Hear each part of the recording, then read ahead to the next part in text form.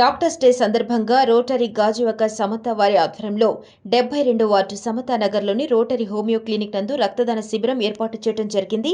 ఈ కార్యక్రమంకు ముఖ్య అతిథిగా రోటరీ ప్రెసిడెంట్ సిరెట్ల శ్రీనివాస్ మరియు Rotary homeo clinic chairman Victor Raju విచ్చేశారు. పై కార్యక్రమంకు Rotary blood bank chairman GS రాజుగారి ఆధ్వర్యంలో Rotary blood centre doctor Deepti, doctor Jyoshna మరియు వారి బృందంచే నిర్వహించబడింది. ఈ కార్యక్రమంకు 65 మంది ఉత్సాహంగా రక్తదానం చేయడం జరిగింది.